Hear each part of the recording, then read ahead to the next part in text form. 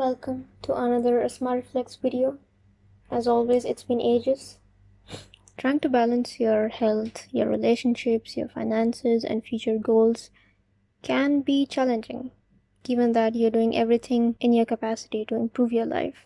I think we can all agree that anxiety is not the enemy, it's just our body giving us feedback that there's an issue and it needs to be addressed. Now, we cannot control everything like the economy, the mood of our boss, or traffic, but we can reflect upon our mindset, our lifestyle and habits to feel less anxious in life. Something that has been helping me a lot recently is not using my phone as soon as I wake up. It is hard. I'll admit it. I'm not consistent with it. I try not to use my phone in my bed when I wake up, but sometimes you just want to check your messages or you want to check your emails, which is just setting yourself up for stress. I think we all owe ourselves a slow, peaceful morning where our first emotion is gratitude. The fact that you woke up in the safety of your warm, cozy bed is something to acknowledge before you dive into the digital world of chaos. Also, exposing yourself to blue light is just bad for your sleep.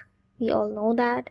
But what's the point of awareness if you're not doing something about it? It interferes with our body's natural circadian rhythm.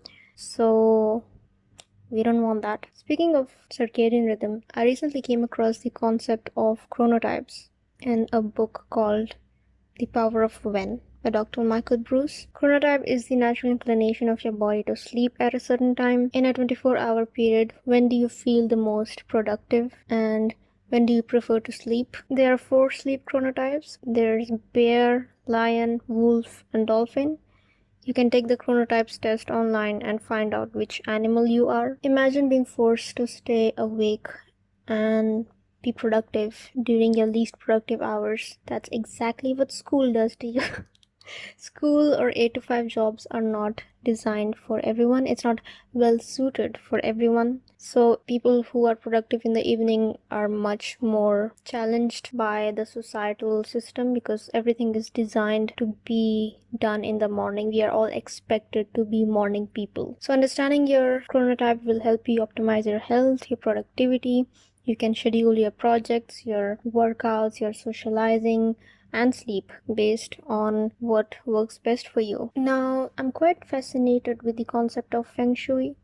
I hope I'm pronouncing it right. My Pinterest is filled with pictures of home interior ideas because things like furniture, color, and light can have a profound impact on the energy flow in your living space. Try creating more harmony and balance in your environment. It should not just look clean and smell good, but it should also be a place of relaxation, not just a room filled with things. When I come home after a long, stressful day, the sight of my room literally calms me down because it's my safe space. It's like my sanctuary. You can dim the lights in the evening, light some candles or humidifier, drink some chamomile tea.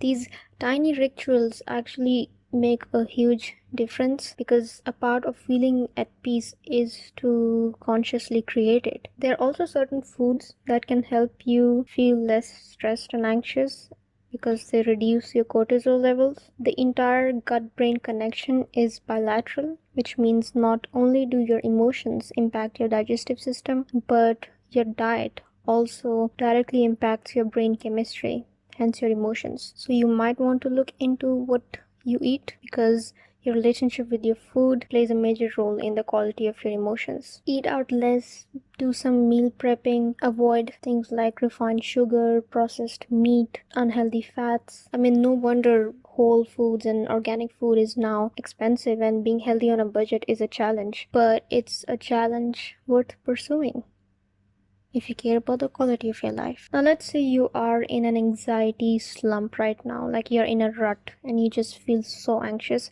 How do you snap out of it? Have a reset protocol. This could look like taking a shower, moving your body, getting some sleep, having dark chocolate, doing some self-care, deep breathing, watching your favorite show. Whatever it is, just explore what calms you down and create a reset routine to have a fresh start. Now let's explore some mindset shifts, starting with the abundance mindset. Gratitude vibrates at a frequency of 540 Hz, which is around the same level as love.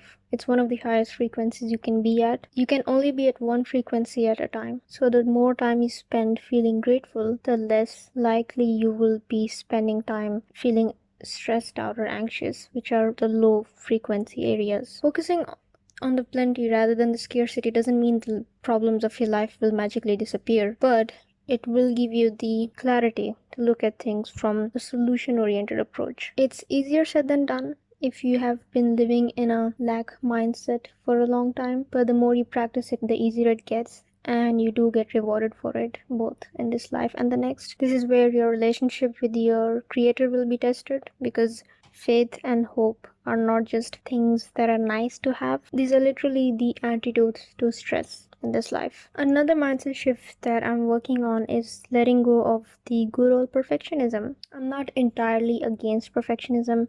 It does have its benefits, but it also comes with feelings of frustration and anxiety. The root cause can be fear of failure, fear of success.